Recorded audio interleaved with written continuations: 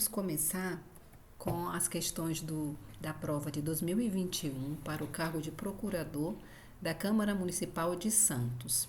Aqui você vai perceber os assuntos aí que caíram na prova, tá? E a quantidade de questões de cada um.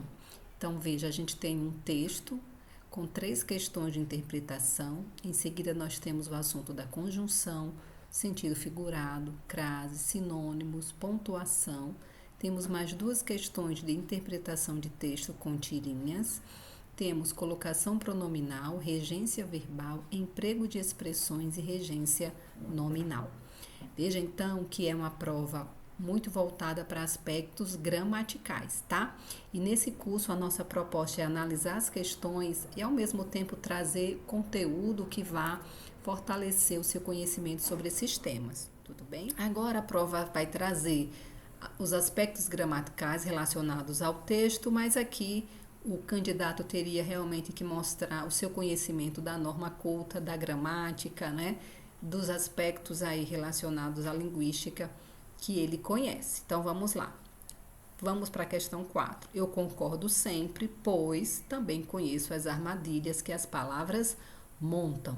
Veja que a gente tem aí uma conjunção, que é uma conjunção, a conjunção pois, é uma questão de sempre presente nessa banca. O Instituto A Mais, ele trabalha muito com provas que tenha aí essa análise de conjunção dentro da frase. Aqui a gente observa uma conjunção coordenada, eu concordo sempre, pois veja que ela está introduzindo uma segunda oração, e aí a gente vai lembrar que a conjunção pois, ela pode aqui nesse contexto ser substituída pelo porquê. Veja, eu concordo sempre, porque também conheço as armadilhas. Não, qual é a razão que ele concorda? Ele explica porque ele concorda. Então, ao explicar, a gente está diante de uma conjunção explicativa. E aqui eu trago uma dica. O pois, quando ele está no início da segunda oração, observe que o verbo da segunda oração está aqui, ó, conheço. O pois está antes do verbo, a gente tem o pois na posição de explicação, tá? Então, veja, terminou a primeira oração, usa a vírgula e começa a segunda oração com a conjunção explicativa, beleza? Vamos então para a questão número 5. Questão número 5 diz o seguinte: assinale a alternativa cuja frase apresenta um sentido figurado. E a gente vai lembrar então que as palavras elas podem ser usadas no sentido literal, ou seja, o sentido do dicionário, e elas também podem ser usadas no sentido mais subjetivo, mais aberto, mais figurado, tá? Então, vamos observar aqui qual das alternativas nós temos uma palavra com esse sentido aí fora do dicionário, aplicado aí a um outro contexto. Quando ele diz para a mais bela da festa, a gente não tem nenhuma palavra aí no sentido figurado.